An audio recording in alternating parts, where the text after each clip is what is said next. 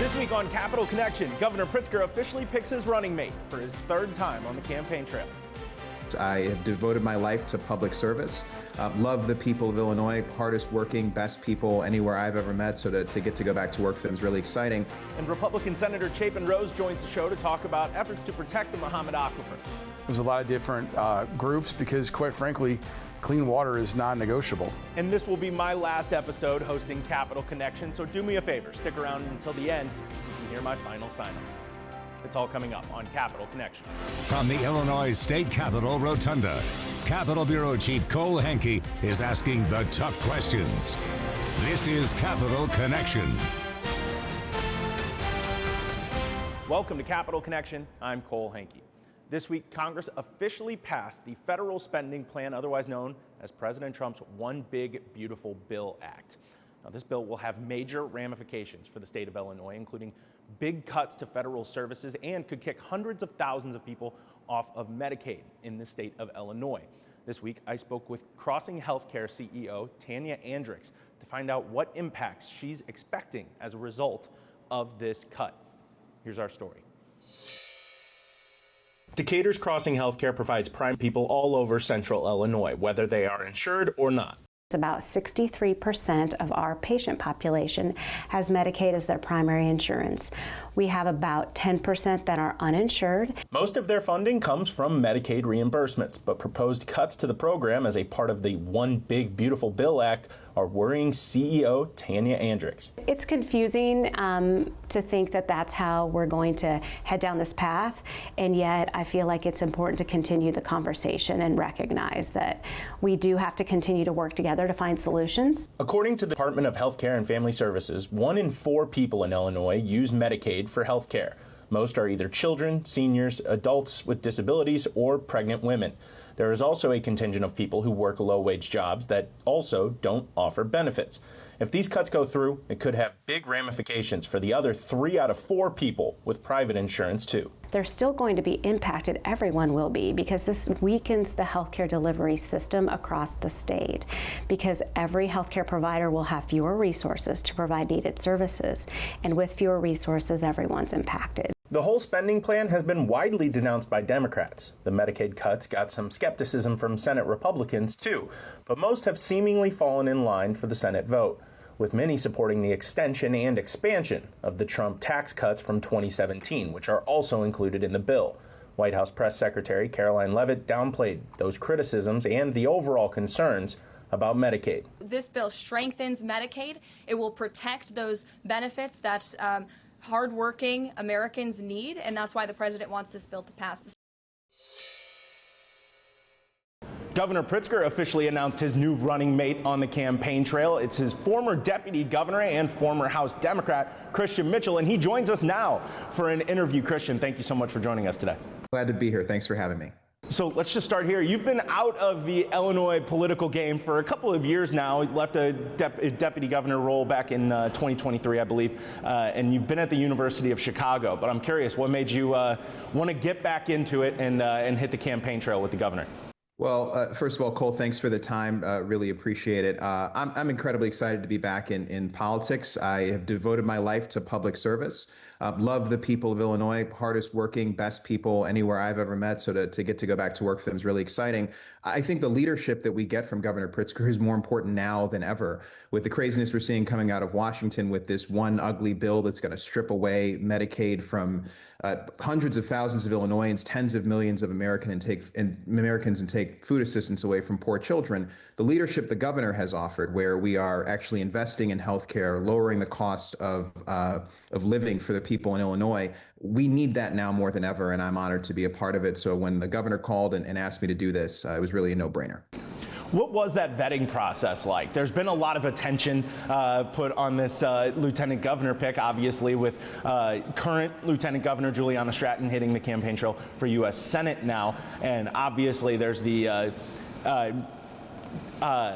different rumors, I guess we'll say, guesses, predictions about what the future may hold for your running mate, Governor Pritzker, down the line. But what was that vetting process like as somebody who I'm sure has been a part of plenty of vetting processes and finding somebody for those top positions?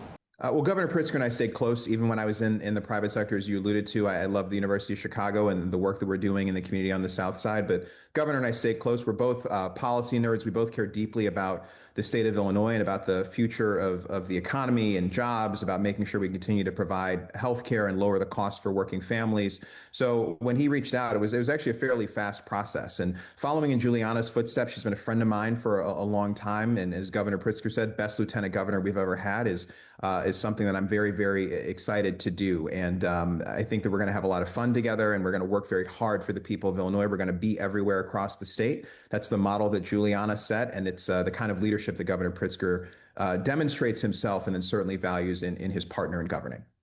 I know when you were deputy governor, you wore a lot of hats, managed several different agencies and kind of oversaw them for the governor's office.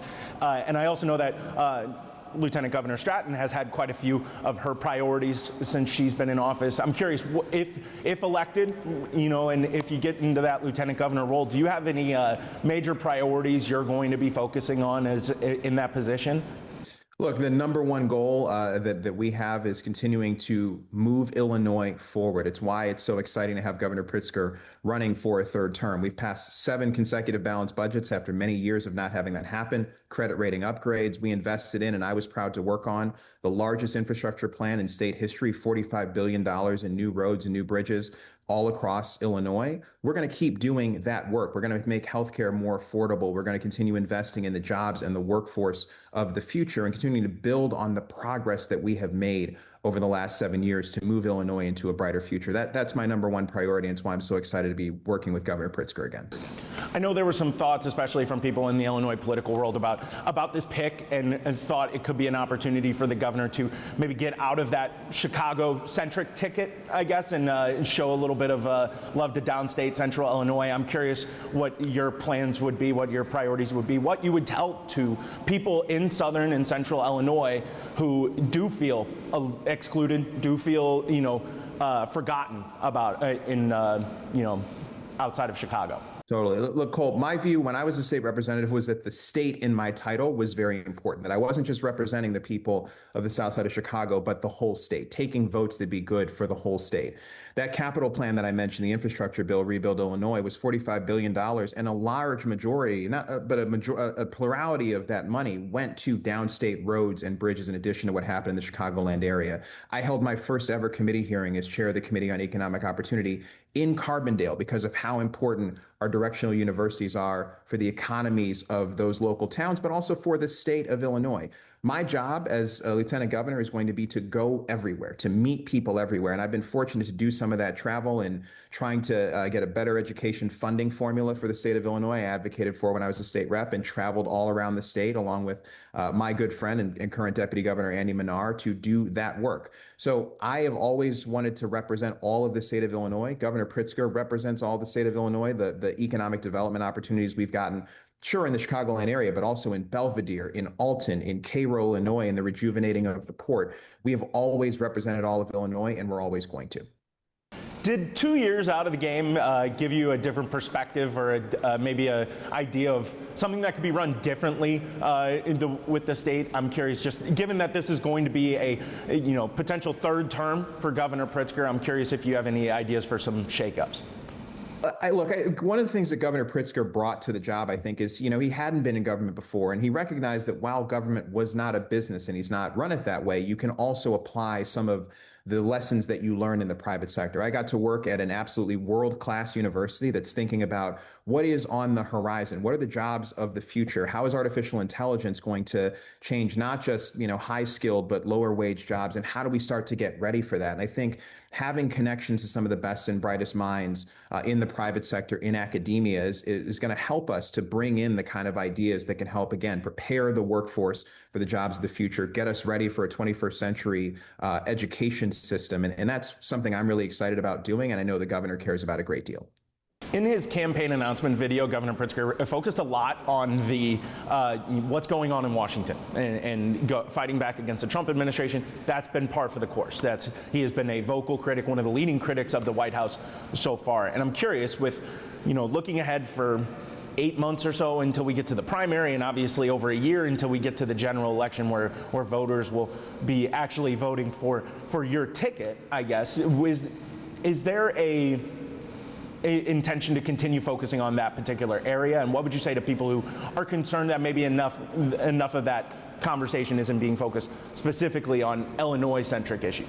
Yeah, so here's the problem. I mean, what's going on in Washington right now is going to have a massive impact on the people of Illinois.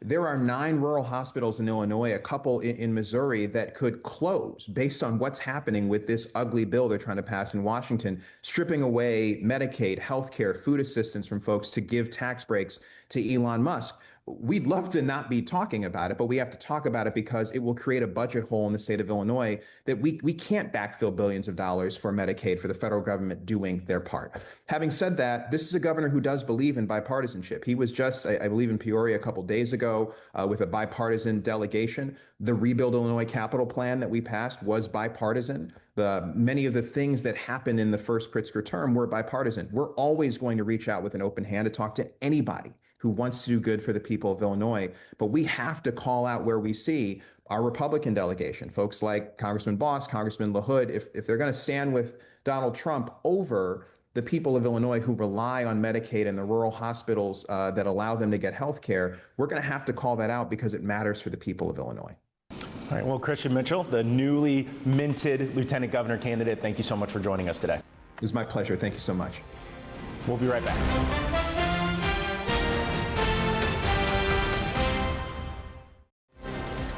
You're watching Capital Connection from the Illinois State Capitol.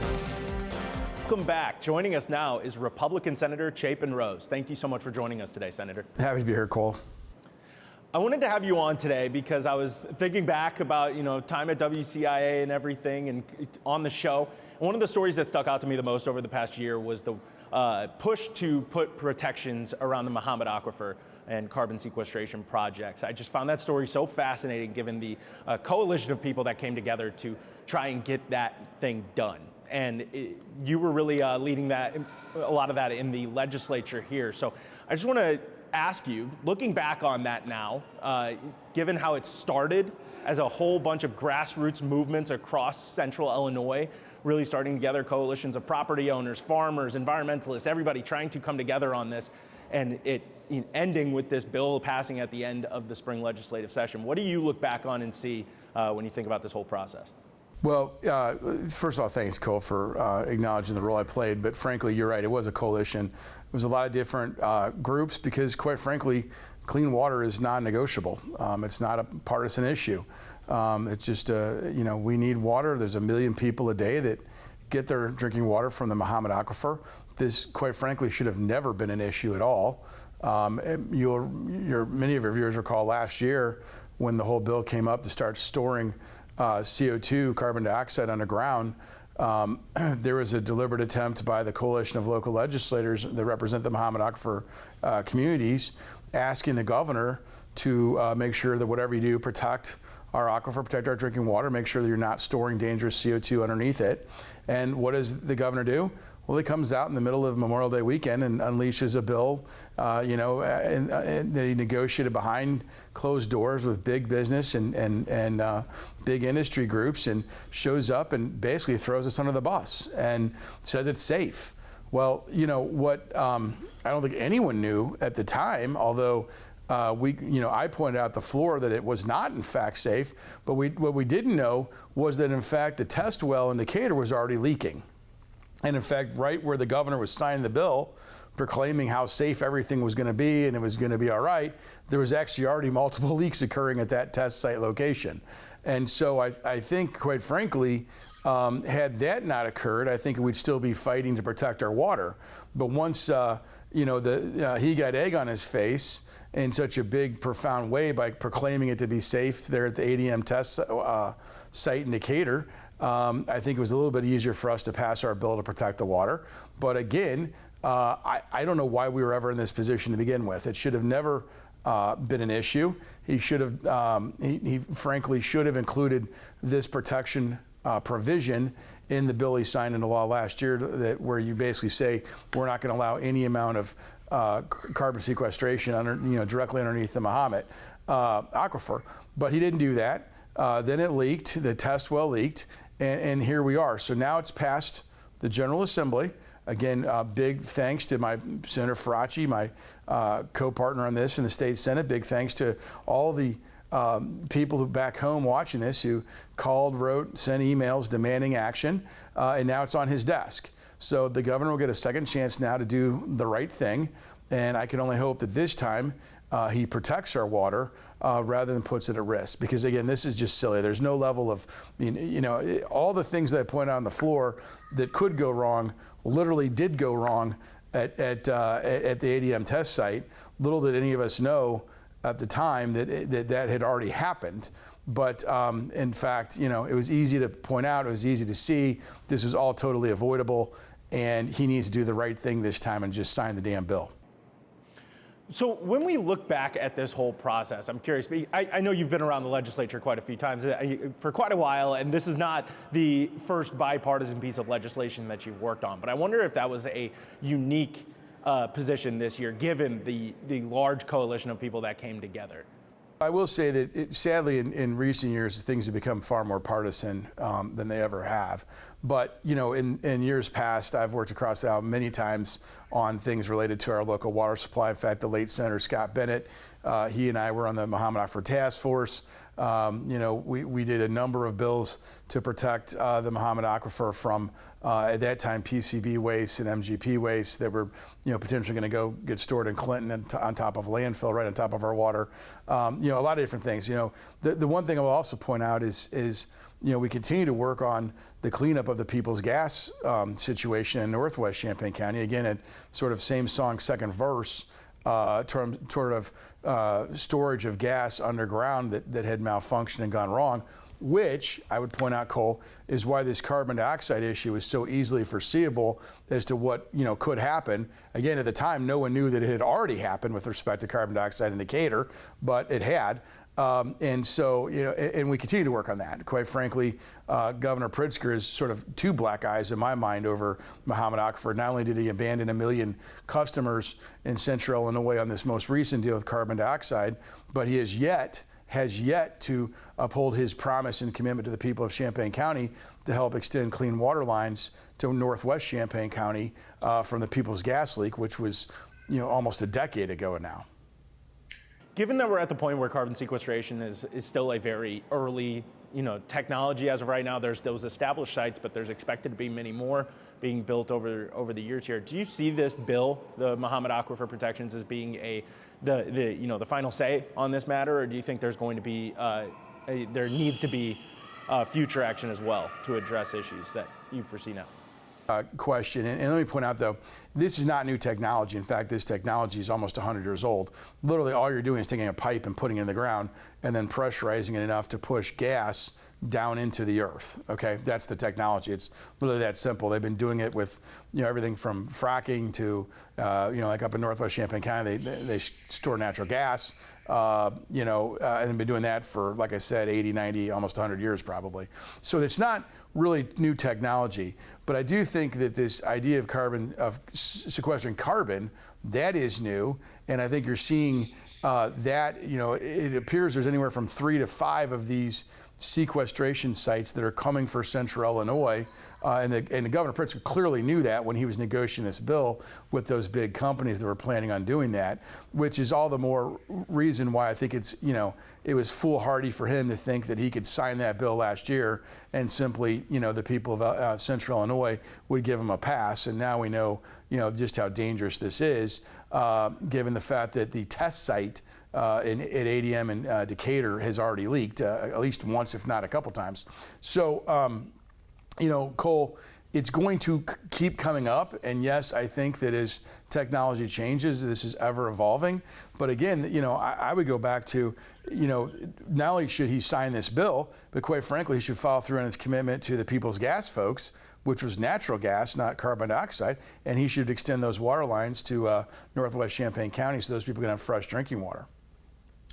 Going forward with this, what would you say to people at home who, saw this bill pass, The governor has given no indication that he wouldn't sign it. I don't know if he's been asked directly if he's going to sign it. But for all those people that showed up to all those different county board meetings and talked about these issues and worried about the aquifer, what would you tell them going forward? How should they be directing their energy? Again, first of all, thank you to everybody watching who's called, written, sent emails, letters, et cetera. You keep them coming, and direct them to the governor and tell the governor that you're demanding that he sign this bill.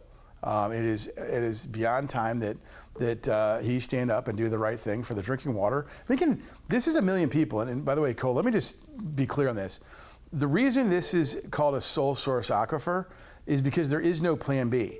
If you screw this up, you can't flip a switch and turn on a spigot from somewhere else. This is it. It's the only source for 1 million people in Illinois. You can't take this risk. I mean, there's absolutely no risk that is worth taking when it comes to our water supply. I know that the governor's office and a lot of the different supporters of this technology, they pointed to a lot of the research that was done, but including by the Prairie Research Institute at the University of Illinois, talking about the safety of this technology and how it works and how there wouldn't be that threat to the aquifer. And obviously we've talked about the ADM leak and how that kind of changed the perception around all of this. But given that new information, I guess, is it out of the question just to have their minds be changed on this kind of technology? I know that you've talked about holding the administration accountable. I mean, if they've come forward and just said, hey, we get it now, they signed the bill, is that not enough, I guess? I would say this to you. First of all, Cole, 85% of the geographic landmass of the state of Illinois is acceptable for sequestration, okay? The Mahomet Aquifer, while it's the drinking water for 1 million people, it's a very small band that goes from Hoopeston to Havana across central Illinois. So there are places you can have your cake and eat it too, so to speak, right? You don't have to go on the aquifer. And I think that's what was, to those of us who've been around this for a while, going back a year, when we originally signed our letter, in April of last year, asking the governor not, hey, look, we know you're negotiating this bill behind closed doors. We know you're handling all the negotiation yourself. You're not letting people in the room. But whatever you do, just make sure you protect our water supply. I think we were all sort of stunned when he didn't, Cole, right? Because there's plenty of places to go that aren't on the sole source aquifer. Again, there is no plan B here. You screw this up, you don't have water. So we were sort of stunned early on about that. But again, going forward, what I would point out is 85% of the geographic landmass, the Mahomet is you can do this. You don't have to go on the aquifer. You just simply don't. So there are other places you can do this. There's other options to do this. But again, at the end of the day, notwithstanding all that, Cole, this safety argument ought to be put to bed now, because this is twice in a decade that this technology has failed. Okay, it failed in Northwest Champaign County with natural gas sequestration, and now it's failed in Decatur at ADM with carbon sequestration, carbon dioxide sequestration. That issue, I don't ever want to hear about it again. It's not safe.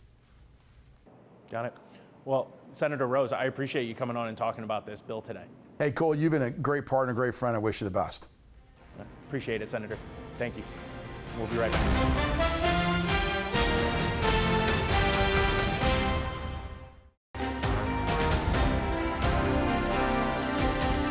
Welcome back. So for my last show hosting Capital Connection, we had to turn to our Reporters Roundtable one more time.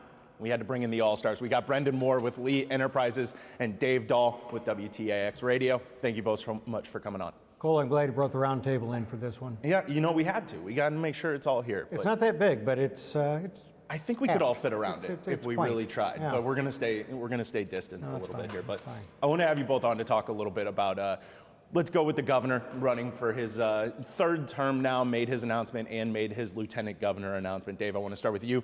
Do you feel snubbed that he didn't pick you for his lieutenant governor pick? He did promise me, but I think probably the state would be better off without me in elective office. During the rollout at the Springfield part of it, he made a joke. He put his arm around me and said, I'd like to introduce my lieutenant governor candidate, whereupon I said, 2 more years. and he threw some praise Brendan's way with the Inspector Clouseau mustache, which today is joined by. Can you get a close up of this stubbly beard? Nice stubble as It's well. almost like a salt and pepper beard, but the governor was complimentary of Brendan Moore's mustache. He was in a good mood, with all of us in Springfield. Well, we like to use this segment to talk about what should be happening and everything. So I think it would be smart for him to just pick the whole cabinet from everybody, from the press corps. Really, I think that would be a smart really move would from be him. an idea. But we did see him make his actual pick, and his first campaign broken promise by not picking Dave Dahl as lieutenant governor. But we saw his pick this week with Christian Mitchell, his former deputy governor. Brendan, this pick was not a surprise. I think that his name was tossed out there. There were a couple names that were also in the front running, I guess, but we had Christian on earlier in the show. He's been out of the Illinois political life for 2 years now, but still very well in tune with everything and close to the governor's inner circle. What did you think about this pick, and was this always kind of inevitable when Stratton announced her run for Senate? Yeah, it really wasn't a surprise. I mean, last week we started hearing whispers that he was likely the front runner. He checked a lot of the boxes that the governor had set out for his lieutenant governor pick. Number one, that the governor believes he could take over on day one if anything, were to happen to him. That he has a heart for Illinois. He's served in elected office before, so he has faced voters. He has done that aspect of the job in politics. But as you mentioned, Cole, I mean, he is in the inner circle. He is trusted by the governor, by his top staff. He was one of the governor's top aides, got some really big legislation across the finish line. He was the lead negotiator from the administration on the Climate Equitable Jobs Act, which is the capital bill, the Rebuild Illinois capital construction program. So the governor kind of views him as somebody who can be a governing partner, somebody who is more than just somebody that you can send out to cut the ribbons and go to the events that you don't want to go to. He's somebody that can actually, perhaps, aid in the governing of the state. He can ruffle some feathers a little bit. I know that there are some folks in the Capitol that were not really thrilled with the pick because some representatives on the Democratic side of the aisle voiced their opinions. We heard from Harry Benton a little bit, who was not happy with the choice and maybe not happy with his choice of commenting on Facebook about it, but he made some GOP emails with that one. But right, keep going. But I was just going to say, I mean, that sentiment is shared by a certain subset of people in this building. Some of it you can chalk up to he's a very tough negotiator. He's very loyal to his boss, and he's not afraid to let you know it. I mean, it's a pick also that kind of contrasts with the governor's own lived experience a little bit. He's African American man. Grew up with his mom is his influential person in his life, and his grandfather. Not a hotel heir. Yeah, not a hotel heir. And so he balances out the ticket a bit, and the governor believes that he can be his second partner in governance, as he likes to call his lieutenant governor. I think given Governor Pritzker's, all the predictions and all the thoughts about what his future holds and everything, there's a lot of additional weight being put on a lot of these choices, or a lot of additional attention being put on a bunch of these choices. And we see with, I guess I was just curious with this pick if he would try to, make a splash in any sort of way with Illinois politics. This seems like the pick to make sure there's somebody there. Two of the front runners were Christian, and then there was also Andy Menard, Deputy Governor Andy Menard, who would have been the very, very safe, I know this guy can construct a budget if I were to go off and end up in Washington, D.C. But this pick just seemed like, Dave, it didn't really make as big of a splash as I think I was kind of expecting him to try to make with this choice. I thought he might space it out a little bit more from his initial campaign announcement. And they did it with relatively little fanfare. I think, for the whole thing. Which, Well, they rolled it out via video that was emailed to people at 8 o'clock one morning. And I think it's interesting you talk about Manar, because if this were a traditional job where you get a job interview, not the kind of job interview where you're running around 102 counties asking for your vote, Manar might have been an obvious pick, and who knows what the discussions were. You know, who knows how many people the governor offered it to, or if Christian Mitchell were the first pick all along. But I think there's a lot to think about here, because number one, he was a deputy governor, as is Manar, and 98% of the state is saying, what's a deputy governor? Well, the deputy governor probably has more power than does the lieutenant governor, until the lieutenant governor becomes governor. Yeah. We've got a situation where Pritzker is the known quantity. I'm going to go out on a limb and predict that Pritzker is at least going to win the Democratic primary for governor. I think that would be a And safe it's bet. not like, the president, vice president, where you have to have geographic balance, you have to have some other kind of balance, and a voter's going to say, I really want to vote for Pritzker, but this Mitchell guy, I don't know. He's also from Chicago? It's not going to cost him any votes. Who else are they going to vote for? So in that sense, it may not be as monumental a pick. We'll see how well Mitchell does as governor if for some reason Governor Pritzker no longer serves. I thought maybe we'd be hearing a little more about Jehan Gordon Booth, downstater, strong personality, has run the budget at least once. Yeah. But you've got someone with a deputy governor who's had varied experience in government and has a good story to tell. He's in the Air National Guard, relatively late enlistee there. He's a vice president of the University of Chicago. Yep. So Got a good political resume for sure, along with that. I think until or unless he becomes governor, maybe we've heard the last of him. No, we haven't. Yeah. But how can he hurt Pritzker? Yeah, it's a good, in that respect, it's a very safe pick for that regard too.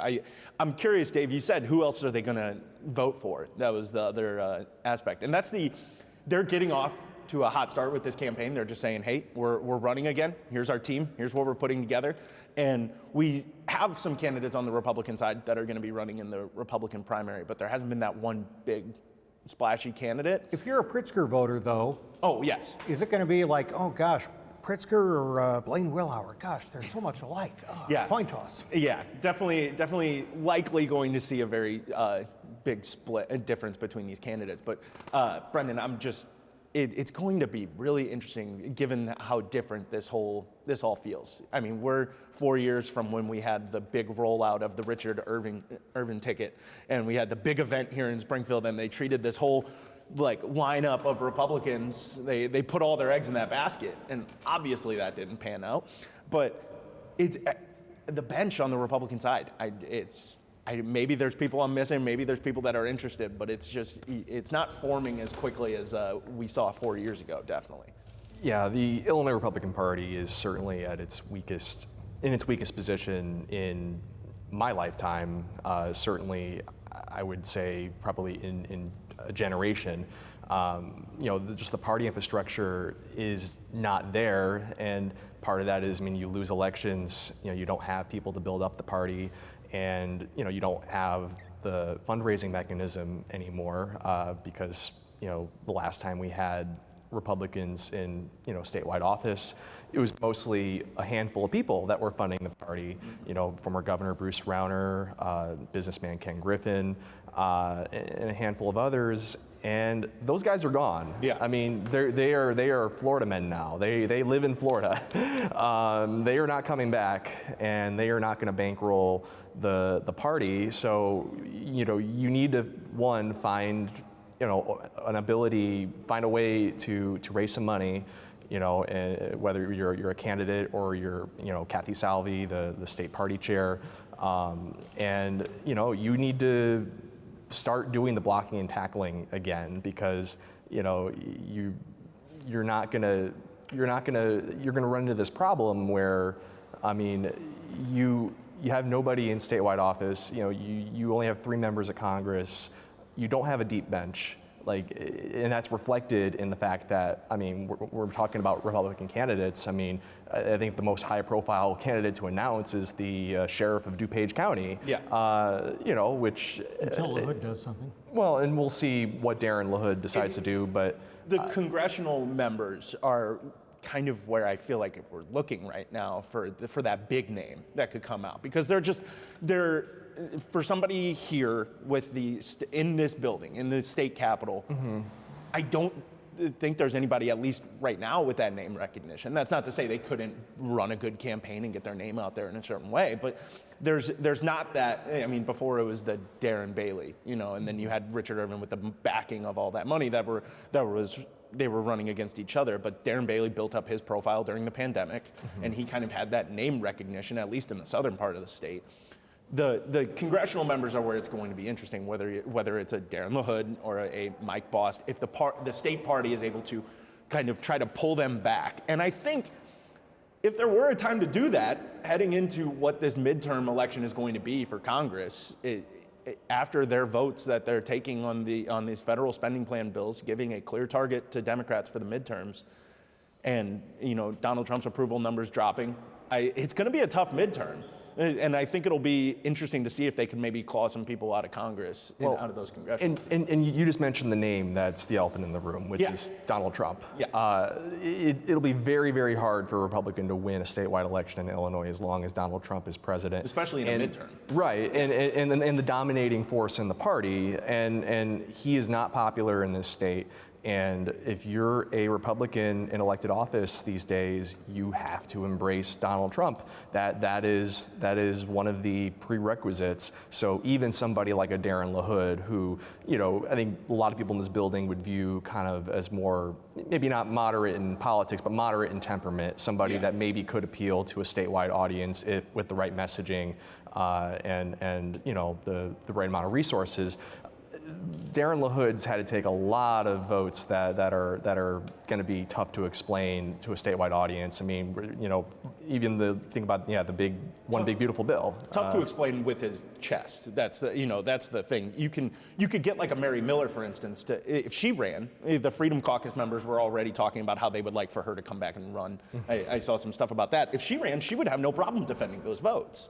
Like, she would say it with her chest. She would be a believer. Yeah, she would be out there. Darren LaHood's the one where it's like, okay, like, let's see how far you're willing to go on this. That I think would be interesting, because he's answered questions about it. I've interviewed him where he's defended these policies and stuff, but I think out of anybody there, he's willing to go up to a point, because he hasn't had to be the one that's really fought for it. Mike Bost has had to really fight and really put himself out there as a Trump supporter just to get the endorsement to survive a Darren Bailey challenge. I mean, LaHood's the one that I think has got a little bit of vulnerability there in that regard. Yeah. Well, I mean, and again, the problem is that those Donald Trump plays well in Coles County, where Mary Miller's from, and plays well in the Darren LaHood's district right now. But go up to Cook County, go up to Lake County, go up to DuPage County, go where the votes are, and not so popular. And that's the conundrum for Republicans is in Illinois, they have not been able to find a candidate who can win both a primary and a general election. Those are two different electorates, and it's going to be hard to see them be able to do that in a midterm election, especially, again, Governor Pritzker's a billionaire. He's going to have unlimited resources. That's going to scare off a lot of people that maybe would think about it. Jim Edgar said that Darren Bailey was acting like he was running for governor of Mississippi, and I'm sure that he meant it to be funny, but it's probably true. I mean, you look at, and people out there are going to say, oh, look at these three lefties on the set here. You look at the numbers. I mean, the values espoused by Mary Miller, Darren Bailey, Donald Trump, you can get all of the people who believe with them, and it's still not going to be enough. Yeah. The numbers simply don't work in Illinois or in other blue states, because as a state, we're blue. Yeah, and then you get into the fight over the suburbs, which was the real fight from the last several elections for governor. That's nowhere near From purplish to blue. Most of them are blue. It's just moving the complete opposite direction. So the one last thing I want to touch on before we go here is I think it's going to be very interesting in a few years to look back on this decision for Pritzker to run for a third term and see if it is, in retrospect, a good decision if we, put a lot of stock in his choice or his whether or not he's going to run for president. If he makes that decision down the line, this just opens him up to a lot of potential, all the problems that come with being a governor. I see a lot of toilet commercials, that's for sure. Yeah, all the political flack that comes with being the governor. I mean, this signs him up for 2 more budgets before he goes into, and this signs him up for budgets after the federal spending plan passes, where there's going to be some difficult choices to be made and everything. It'll be interesting to see, because there was a part of me when people would ask whether or not I thought Governor Pritzker was going to run for a 3rd term. I thought, there's an argument to be made that he should just hit the campaign trail for 4 straight years. He's got the resources to keep him on it, and he's got the name profile. I'm just interested to see what it'll look like a few years from now, and I'm not going to pretend I have the political acumen to actually say whether or not it is. Yeah, I mean, nobody knows what's going to happen the next couple of years, but to your point, Cole, governor's own. Yeah. Good and bad. Governor Pritzker's been able to own a lot of what would be viewed as good things if you're a progressive Democrat who's going to be running in a Democratic primary. And obviously the budget picture has been pretty decent, in recent years. Since he's been in office, they've been able to balance the budget. It's getting tougher, though. Yeah. I mean, especially if the economy goes into a recession. Illinois is not as prepared as other states to deal with that. Obviously, and there have been some controversies that have risen up over the past few years in state agencies. That could happen again. Again, you're the top guy, even if you're not directly involved. You're going to own it. So it'll be very fascinating to see, to your point, the political calculus of running again. I'm sure he thought about it. I'm sure. Absolutely. I mean, that's why it took this long. Right. There was, yeah. Weigh the pros and the cons, and I think he ultimately decided it's better to be in the arena. It's better to be in the conversation. And he probably could keep his name out there. He's a billionaire. He could probably barnstorm the country. But when you're the governor of the 6th largest state in the country, that's a big bully pulpit, and I think that he made that calculation that it's best to use that and take the risk that something might blow up in the next couple of years when you're on the watch. But absolutely, we'll see. Dave, any closing thoughts? I'm glad, because I would just err on the side of honesty. I'm glad that Pritzker is honest enough not to pretend he hasn't decided, not to pretend he's not going to run, from being on the Kimmel show to being at some dinner in New Hampshire or Iowa. His exposure is through the roof. And then, were you in Jacksonville when he announced some economic development thing statewide? He stayed for a half hour maybe and just chatted and glad-handed the people of Jacksonville. I think they were surprised by the crowd that got at that event too. Well, and here, instead of saying, whoop, gotta go, he stayed back and talked to any citizen who wanted to do that. And I wonder if that's something we're going to see more of. It's very, very evident that he's been in campaign mode for quite a long time, even though this decision only came in the past couple of weeks. Well, Brendan, Dave, thank you both so much for joining me, making the last round table look good. And Congratulations. Always been a pleasure, Cole. Thank you so much. Appreciate it. We'll be right back.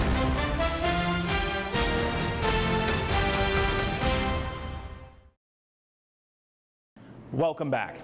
Now, as you've heard multiple times throughout today's show, this is my last episode hosting Capital Connection. And before I let you go, I'd like to leave you with one last message. Thank you. Thank you for tuning in on Sundays as I tried to keep you updated on what's happening here in this building. This job has changed my life in the best possible way, and I owe so much of that to those of you at home who trusted me. I've done a lot of reflecting on my 6 years here in Springfield, and through all of the crazy stories that I've had the opportunity to cover, there's one constant that sticks out: the people. I've had the pleasure to meet so many incredible people that have taken their passion and turned it into positives in their community. And that's what I want you to take away from this final show. Always hold on to your passion. The world is absolutely crazy right now. There's plenty trying to divide us, and it's so easy to give in. but apathy has never once made for a good story. Just hold on to your passion and use it to not only support and uplift yourself, but those around you and the less fortunate as well. Now, if I tried to sit here and say thank you to every single person who deserves one for my time here in Springfield, I'd need another 4 shows to fill it all up. So I'm just going to leave it at this. Thank you so much for joining me on this week's episode and for this entire adventure. And for one last time, for Capital Connection, I'm Cole Henke.